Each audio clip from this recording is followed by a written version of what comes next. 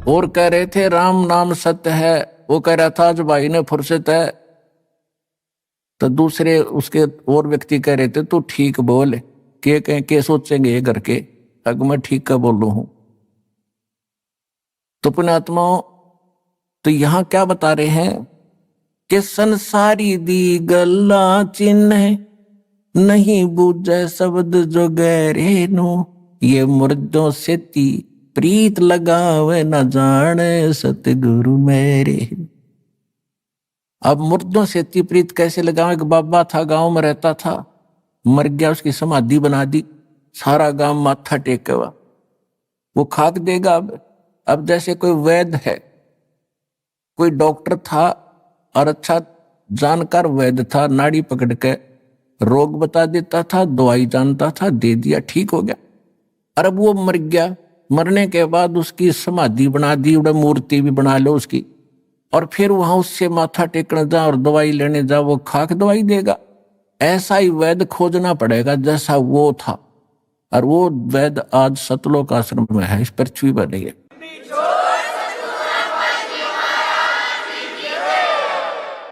अब क्या बताते हैं,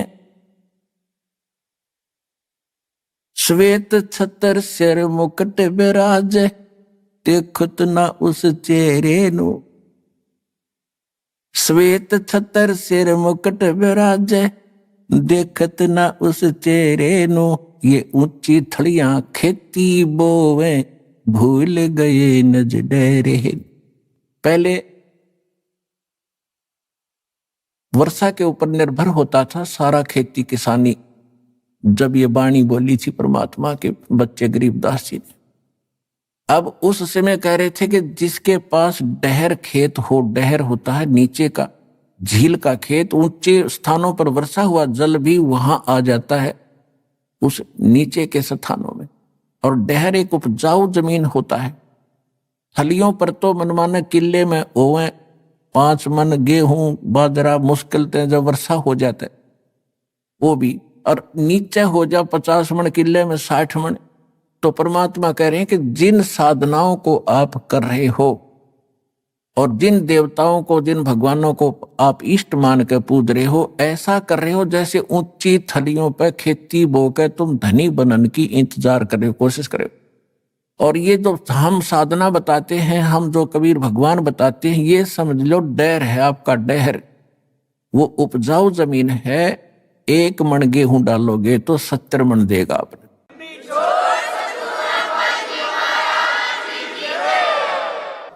श्वेत छतर सिर मुकुट विराज, देखत ना उस चेहरे नु। ये ऊंची थलियां खेती बोवे, भूल गए नज डेरे नु। ये संसार समझदा नाही, कहंदा श्याम दोपहरे नु। अपना आत्माओं देखो कैसा हमारे साथ बना हुआ है। अब जैसे कोई रिलेटिव है, रिश्तेदार, और कोर्ट में चला गया, कचहरियों में, आगे रिश्तेदार मिल गया, तो हम क्या करते हैं, हेलो और ठीक हो, हाथ मिलाओगे, हाँ जी ठीक ठाक सब ठीक है।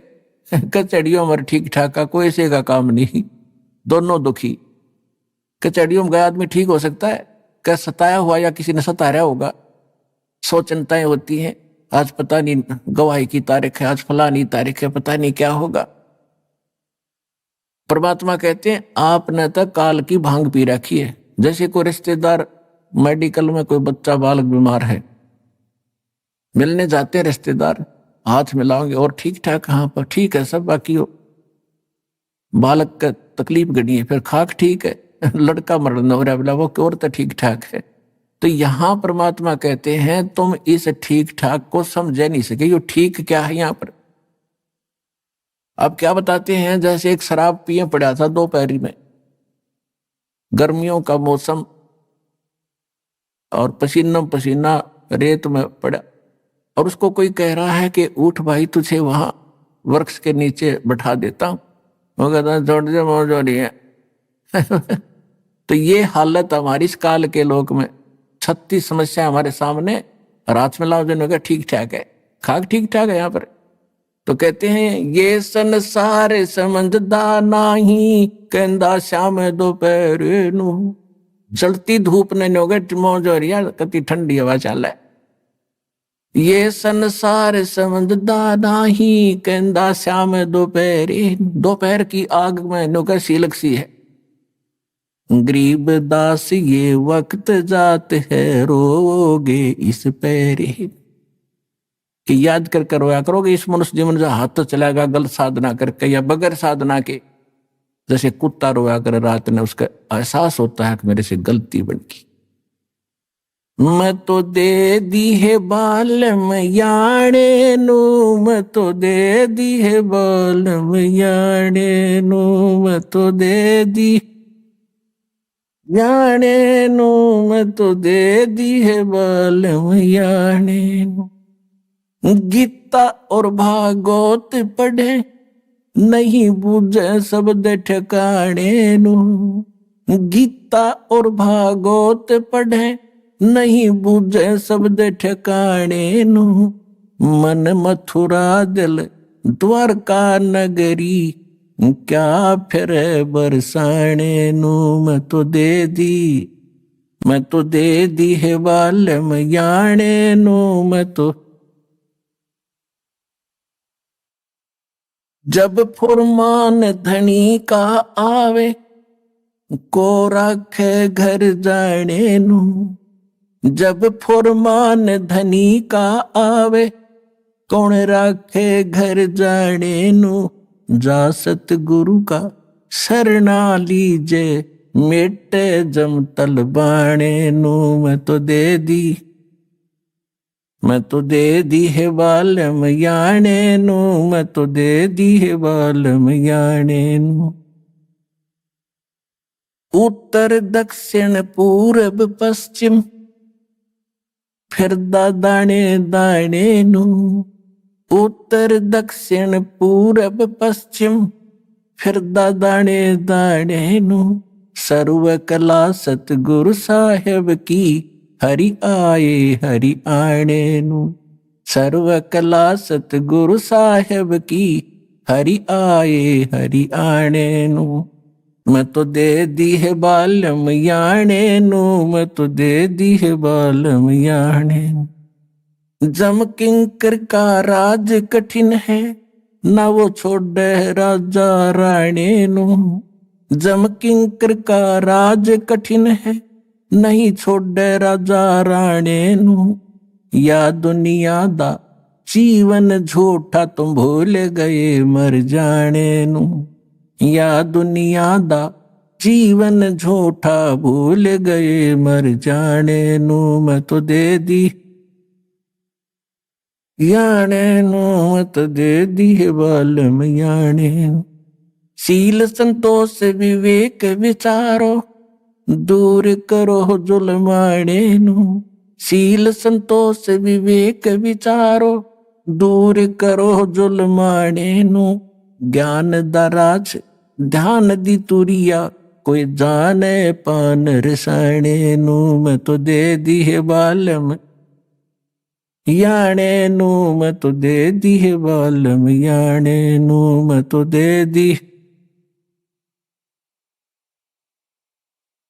महल कपाट सतगुरु ने खोले, अमी महारस खाने नू।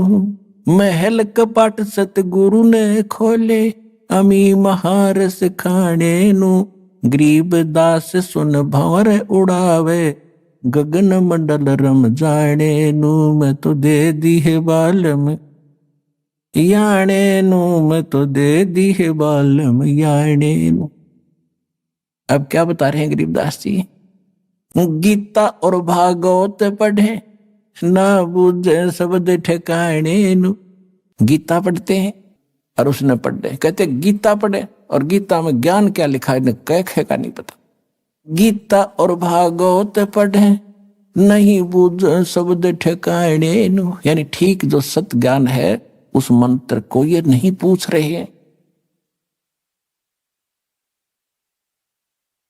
अब क्या बताते हैं? जब फुरमान धनी का आवे, को रख घर जाने नू।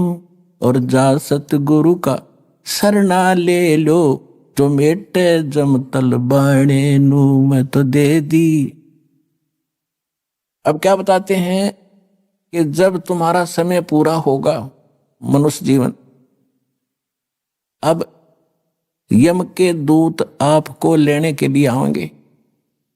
आप चाहे शिव के पुजारी हो, चाहे विष्णु के, चाहे माता दुर्गा और किसी के भी, चाहे ब्रह्म के और चाहे पर ब्रह्म के, आपको कोई नहीं रोक सकता। उस समय आपको जाना ही पड़ेगा।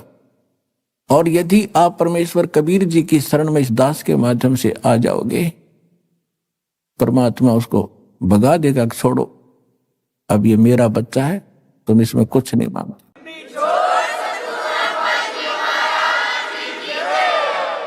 आपने बहुत से भक्तों के अनुभव सुने हैं।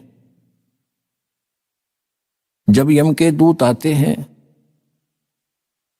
एक भक्त कह रहा था जी मैं सौपन सोच रहा था, रात में मेरी मृत्यु होगी।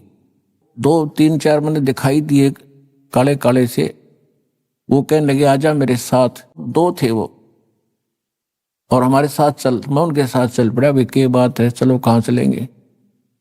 बहुत ऊंचे ले गए मेरे को। मैंने पूछा भाई कहाँ ले जा रहे हो? कि धर्मराज के पास ले जाएंगे तुझे। और फिर क्या करोगे? फिर जैसा उनका आदेश होगा वैसा करेंगे। नरक में डालना होगा नरक में डाल देंगे, और गधा कुत्ता बनाना होगा तो वहां भेज देंगे। तो उसने सोचा मैं मर गया क्या? कहने लगा हाँ मर लिया तू। तो भी मैंने तो नाम ले रखा है, मैं तो कबीर साहब का शिष्य हूँ। गुरुजी हमें बताते रहते हैं कि काल के दूत तुम ले जा नहीं सकते, तुम कैसे लाए मेरे को? मैं नहीं जाता। कहना मैं वहीं खड़ा हो गया, और निकट जा लिए थे धर्मराज के दरबार के बाहर खड़े। ने बोला ना जाओ अंदर। उन गेला में गुट्टम गुट्टा झगड़ा होगा दोनों के साथ। तो उसने एक कहने लगा भाई पहले पूछता, फाइनल कर ले कि हम इसके लखाम का खस्से जावे, एक बार जा वेरीफाई करके आ तू। वो उसके मेरे पास एक रह गया, एक अंदर गया, और उसने जाकर पूछा जी ऐसे ऐसे एक व्यक्ति को लाए हैं जैसा आपका आदेश हुआ था। और वो कहता मैं तो नाम ले रखा है। और कबीर भगवान से परमात्मा का कहते वो बैठा था, दाढ़ी सी वाला बड़ा सा आदमी, दिखा बोला मेरे को झांकी में गए। उसने उठा के देखी, भाई घनी उलट सुलट कर कहने बोला अरे कित ले आई ना, मन ने भी मरवाओगे तुम, छोड़ के आओ इसको तो वापस।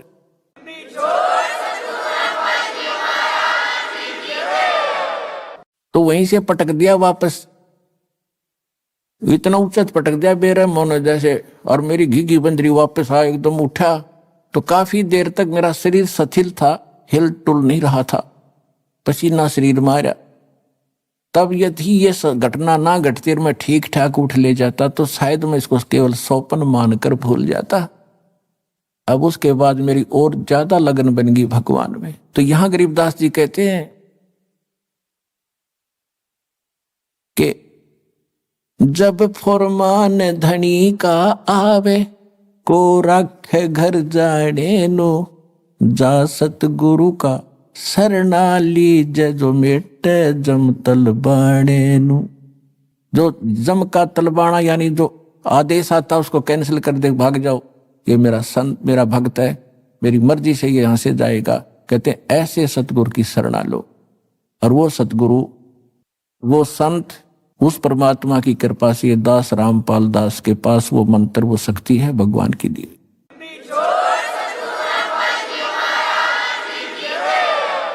अब आगे क्या बताते हैं? उत्तर दक्षिण पूर्व पश्चिम, फिर दाने दाने नु, और सर्व कला सतगुरु साहेब की, हरि आए हरि आने नु। एक भक्त कह रहा था जी अभी मुझे, अब दास तो पता नहीं कितने भक्तों से मिलता है, उनकी प्रार्थना होती है। दास तो एक नौकर है, पीएन है उस परम पिता का, कबीर भगवान का। आपकी अर्जी आती है, दास का काम उसकी मेज पर रख देना है। किसकी सुनाई होती है किसकी ना होती है वो जाने। एक भक्त ने कहा जी मैं विदेश जाना चाहता हूँ, अमेरिका का वीजा चाहता हूँ, और बन नहीं रहा, मैंने सारे प्रयत्न कर लिए।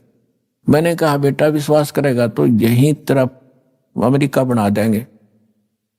तो उसका काम बना नहीं, इसलिए या जैसा भी वो रह गया, नहीं गया।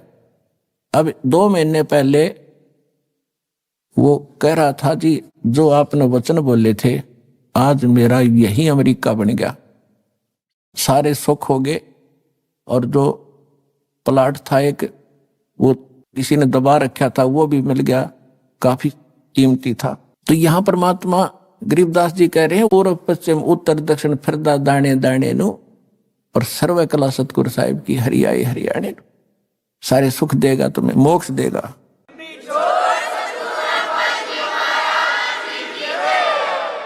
मैं तो दे दी है बाल में गूंगे नु, मैं तो दे दिए बाल में गूंगे नु,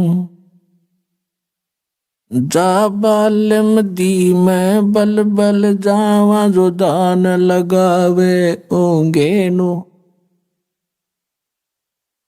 छाड़ा मूल फूल क्या तोड़े, कहाँ चढ़ावे सूंगे नु, दूध गऊ दा बच्चा पी गया फिर क्या कढ़ावे चूंगे नु, या तन देही विनस जात है, बहुर आनियो भूंगे नु, या तन देही हाथ न आवे, कहा करेगा रूंगे नु, नग नारायण भूल रहा है, कहा परखे मोती मूंगे नु, गरीब दास यो शाखा सुख है, बीज न बोया ढूंगे नु। अब ये बिल्कुल हरियाणवी लैंग्वेज में ये शब्द है गरीबदास जी का, कि मैं तो दे दी बालम गूंगे नु, यानी इसको जब सही मतलब की बात होती है तो ये साथ नहीं देता, वो बकवास करें जाएगा, बटपट बोलें जा, और मंत्र करें तो पता नहीं कहाँ कहाँ घूमने लग जाएगा। इस मन के बारे में कहा है। फिर क्या बताते हैं कि जा बालम दी बलबल जावा, जो ध्यान लगावे ऊंगे नु, यानी जब आपका मन इतना सद जाएगा, सीधा हो जाएगा कि संसारिक झंझटों को और अनुपासना को छोड़कर और परमात्मा की तरफ, यानी ऊंगे को, इंगे और ऊंगे, इधर उधर, इधर यहाँ काल के लोक में, अरूंगे ने उधर को सतलोक में। कहते उस मन की मैं बलिहारी जाऊं जो उस परमात्मा की तरफ ऊंगे को ध्यान लगाता है।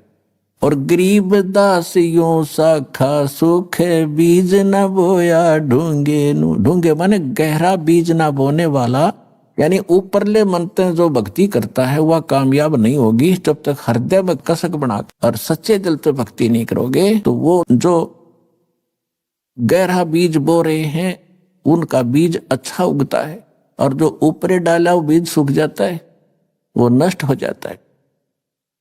तो यहां कहते हैं गरीब दास यूं शाखा सुख है, बीज ना बोया ढूंगे नु। पुणात्माओं, सौभाग्य आपका कि आपको ये अनमोल वचन सुनने को मिल रहे हैं। कहते हैं समझा है तो सिर धर पाओ, और बहुर नहीं रे ऐसा दाव। सुखदेव ने 84 भुक्ति बना पजावे खरवो, और तेरी क्या बुनियाद प्राणी तो पेंडा पंथ पकड़वो। कहते हैं सुखदेव जैसे ऋषि ने साधनाएं भी की, फिर भी यहीं भटकते रहे, और तेरी क्या बुनियाद प्राणी, छोटी मोटी साधना अनुपासना करके आप मोक्ष चाहते हो तो पेंडा पंथ पकड़वो। कौन सा पंथ, कौन सा मार्ग? जो सतगुरु ज्ञान देता है उसको ग्रहण करो। अपने आत्माओं, एक परमात्मा की महिमा को समझने के लिए आपको थोड़ा सा समय की आवश्यकता पड़ेगी, क्योंकि जब तक हम समय नहीं निकालेंगे तो कुछ भी काम नहीं कर सकते। आप बच्चों को शिक्षा के लिए भेजते हो, 15, 20, 22 वर्ष तक बच्चे को फ्री छोड़ देते हो, बेटा या बेटी, और पैसा भी लगाते हो। किस लिए? क्योंकि आप परिचित हो इस बात से कि लड़का लड़की शिक्षित हो गया तो इसका रोजी रोटी ठीक मिल जाएगी, अच्छी बात है। और इसी प्रकार जब आपको इस बात का ज्ञान होगा कि मनुष्य जीवन किस लिए प्राप्त हुआ है, इसका मूल उद्देश्य क्या है, तो आप फिर इतना ही जोर, इतना ही समय और समर्पण इस साइड में होगे। और उधर जैसे लड़के पढ़ गए, खूब MA BA PhD CA कर लिया, और नौकरी कौन सी सबको मिलेगी। और फिर भी हम पढ़ा के छोटे बच्चों को। तो कहने का भाव यह कि उसमें हानि भी हो सकती है, और फिर भी इतना हम प्रयत्न कर रहे हैं तो इसमें हानि हो ही नहीं सकती। लड़का लगो चाहे लड़की भक्ति मार्ग पर, सारे ठाठ भगवान करेगा, या जो रोटी भी देगा और उसकी रक्षा भी करेगा, और मोक्ष भी मिलेगा, सदा के लिए सुख भी होगा।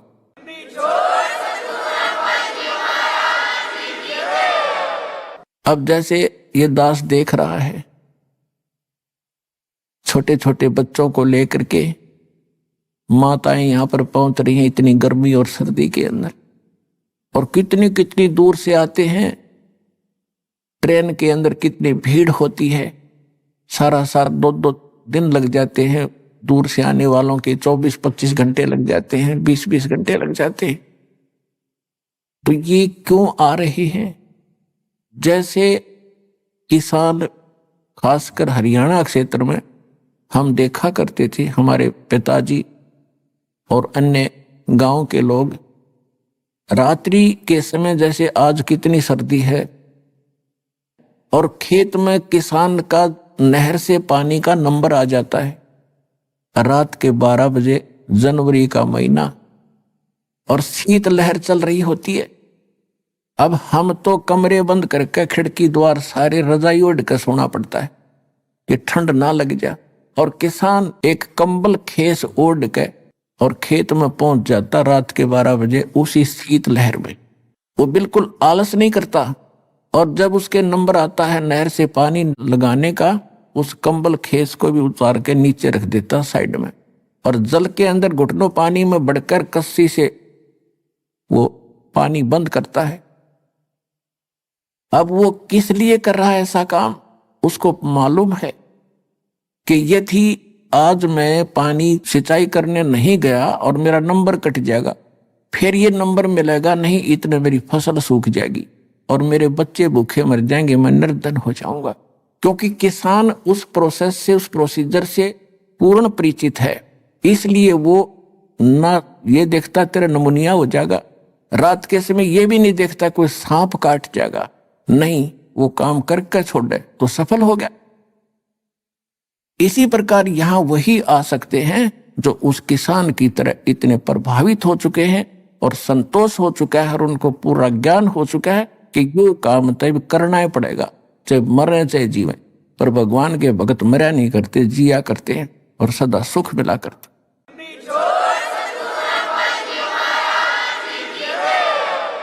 इसलिए कहा कि संसार समझदाना ही कहता श्याम दोपहरे नू, गरीबदास ये वक्त जाते रोगे इस पैरे।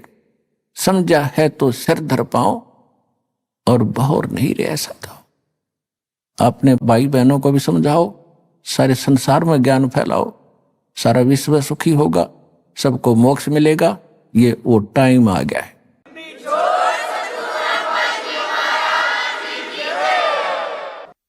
परमपिता परमात्मा पूर्ण ब्रह्म सारी सृष्टि के रचनहार कबीर देव जी, कबीर साहिब जी की असीम कृपा से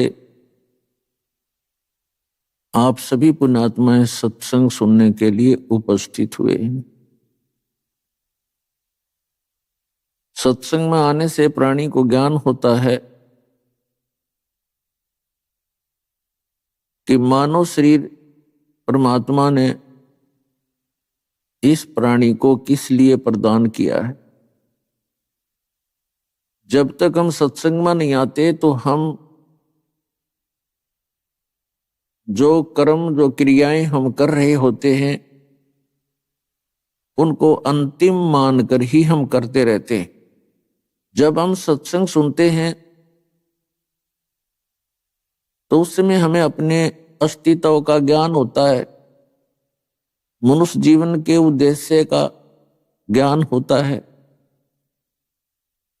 उससे पहले जो क्रियाएं हम कर रहे होते हैं वो ऐसी ही क्रियाएं होती हैं जो अन्य प्राणी भी करते हैं। जो पशु पक्षी, अन्य जलचर, वो भी यही क्रियाएं करते हैं। संतानों उत्पत्ति, उनकी परवरिश, उनके अंदर मोह ममता, और सारा जीवन उसी क्रिया में अपना वो व्यतीत कर जाते हैं। मानव भी यही क्रियाओं को करके अपना जीवन व्यतीत कर जाता है। सत्संग में आने से पता चलता है कि परमात्मा ने ये दया इस प्राणी पर मनुष्य शरीर की किस लिए बख्शी है, और सत्संग उसे कहते हैं जिसमें यथार्थ ज्ञान हो। यथार्थ ज्ञान का हम कैसे निर्णय करें, वो यथार्थ है या गलत है, व्यर्थ है, उसके लिए कोई आधार बनाना पड़ता है। आज तक जितने भी धर्म बने हैं उनका कोई ना कोई सदग्रंथ है, और कुछ वर्तमान के अंदर काल प्रेरणा से दिग्भ्रष्ट संत बन गए हैं। वो क्या कहते हैं कि जो संत बोल देते हैं, जो संत ज्ञान देते हैं, वही सच्चा होता है। वो साथ में ये भी कहते हैं कि जैसे वेद भी, गीता भी, पुराण भी, कुरान और बाइबल भी, ये भी किसी ने बोले हैं, और इसी प्रकार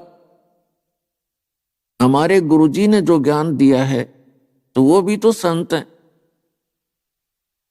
तो पुण्यात्माओं, ये भूल सत्संग से मिटती है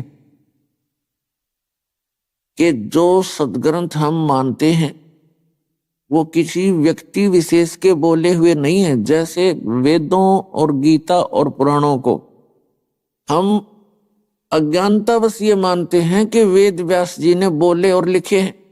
लिखे तो वेद व्यास जी ने हैं, लेकिन उनके बोलने वाली अन्य शक्ति है। जैसे पवित्र चारों वेद और पवित्र श्रीमद् भगवत गीता, ये परमात्मा का दिया हुआ ज्ञान है, किसी व्यक्ति विशेष का बोला हुआ नहीं है। अभी